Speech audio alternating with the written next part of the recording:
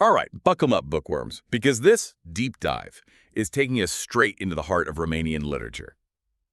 We're cracking open Liviu Rebreanu's Ion, a book I've heard whispers about, but honestly, I'm going in blind. But hey, that's the beauty of these deep dives, right? No need to spend weeks in a lecture hall when we've got an expert on hand to break it all down. So, welcome. I'm ready to get schooled on this Romanian masterpiece. Now, Ion drops us right into rural Transylvania, or Ardeal, as it was known back then in the early 1920s. And our sources make one thing clear. Owning land wasn't just about, having a big backyard. It was everything. So, set the scene for us. What's the big deal with land ownership in this world Rebreanu's created? Think of it this way. Imagine if your place in society was determined not by your job, not by your followers, but by how much land you owned. That's the reality for the peasants in Ion. Land equals power. It's about survival, respect. It's even the key to, well, love and marriage in this world. And Rebreanu, he doesn't sugarcoat anything. He throws you right into the thick of it with this incredible realism, the good, the bad, and the downright harsh realities of rural life. See, this is why I love deep dives. We get those juicy insights. Okay, so realism, not just an academic buzzword, but about capturing the raw, sometimes brutal truth of a time and place, right?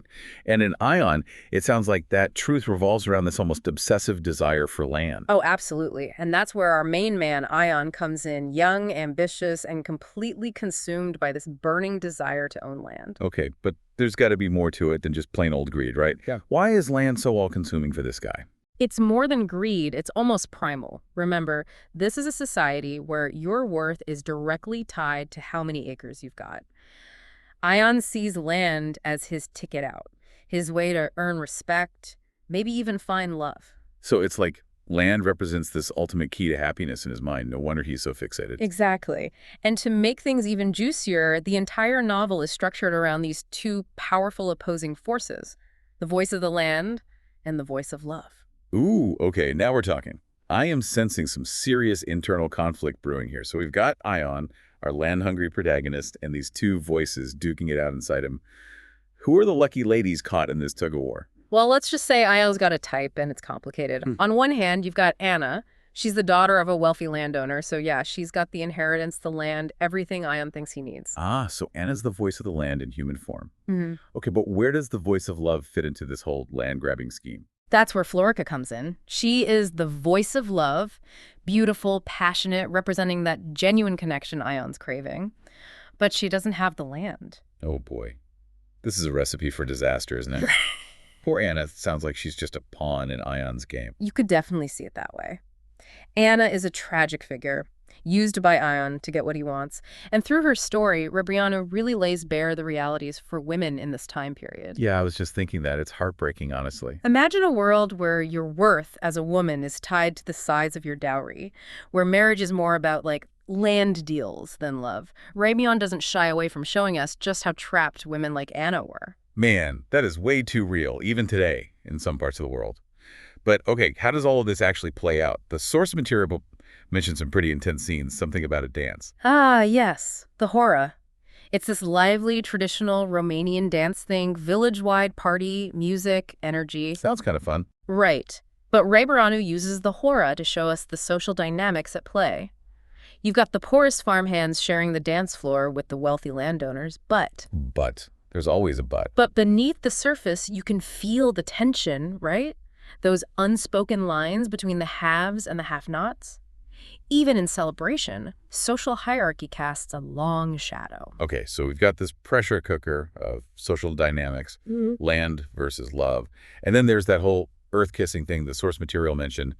What is that all about? It's a pivotal scene, that's for sure. It happens right after Ion finally gets his hands on the land he's been working towards. But instead of celebrating, he just goes off by himself, kneels down, and kisses the ground. Kisses the what now? He kisses the dirt? Yeah, straight up earth kissing. And it's not just some random thing. Rebreanu describes it like a calf suckling its mother. Okay, that's a powerful image. Right. It shows us that for Ion, land is more than just a possession. It's almost like an object of worship, more important than any human connection. Okay, see, now that's just messed up. Talk about your red flags. This moment of twisted triumph. It's got to be setting us up for a dark turn in the story. What kind of consequences is Ion facing after, well, getting up close and personal with the soil? Let's just say, in the world of Ion, actions have consequences. And Ion's choices, they don't just impact him. They send shockwaves through the entire village. People get hurt. People he cares about, Anna, Florica. Oh, I knew it. This is heading for a Greek tragedy level of heartbreak. Rebreanu doesn't hold back on the drama, that's for sure. But Ion isn't just about one man's ambition. Remember that parallel plot we talked about earlier? Yeah. The one with the village intellectuals? Right, the priest and the school teacher, they're like the brains of the whole operation. Exactly. You've got Belshug, the priest, representing tradition, faith, the old ways. And then there's Herdelia, the school teacher, all about progress, new ideas. Two sides of the same coin, really. So it's not just the peasants feeling the pressure, this hunger for something more, land, power, a different life. It's like woven into the fabric of this whole society. Now you're getting it. Rebreanu's showing us that no matter who you are, a peasant, a priest, a teacher, we're all shaped by these desires. And those desires, they can lead us down some pretty dark paths. Be careful what you wish for, right? Because you just might get it. And the aftermath of that wish, yeah, that's where Ion really hits hard. I don't want to spoil the ending for you, but it makes you wonder. Was Ion's fate inevitable? Or was he a product of a society that valued land more than people? Wow. Okay. That is a lot to unpack. Makes you think, Even today, people are still chasing status, that perfect house, that piece of the pie. Exactly. And that's the mark of a true classic, isn't it? It holds up a mirror to our own desires, forces us to confront the choices we make and the potential consequences. I started this deep dive knowing nothing about Ion. But I have to say, you've completely changed my perspective. This isn't just some story about a guy who wants some farmland. This is deep. It's a story that stays with you, that's for sure. It really is. Well, on that note, I think it's time for our listeners to experience Ion for themselves. Trust me, it's a journey worth taking. And while you're at it, think about this. What would Ion look like if it was set in our modern world? What desires would be driving the characters today? Just something to ponder. Until next time, happy reading.